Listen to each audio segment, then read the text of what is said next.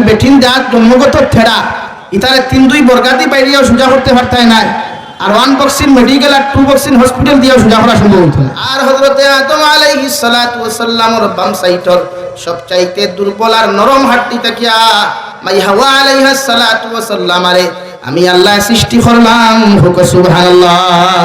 পৃথিবীর প্রত্যেকজন পুরুষ আর নারীরে হযরতে আদম থেকে আল্লাহ সৃষ্টি করছে, হযরতে আদম থেকে শুরুয়াত হইছে।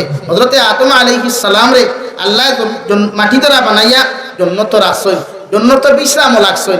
লাগার বাদে আল্লাহ তাআলা কিতাবে লেখছেন বাম সাইডর পাঁচজনের সবচাইতে দুর্বল নরম হাড়টি। আমরার বাসায় আমরা হরুতে মাঝে মাঝে বাপ গরুর মাংস আনাত গেলে কই না নিবরে আব্বু আমরা লাগি কুরুত কুরুত হাড্ডি আনিও কইনি কেনে ইগু নরম। ও দেখবা গরুর ফাতিয়ার হাঁটিতে সময় দেখবা কোনো হাড্ডি একু আছে সুকা মুকা, এক সাইড সাদা এক সাইড হাড্ডি আছে না। ও জায়গার থেকে মাই হাওয়ারে আল্লাহ সৃষ্টি করছেন, ধরে বলছি সুবহানাল্লাহ।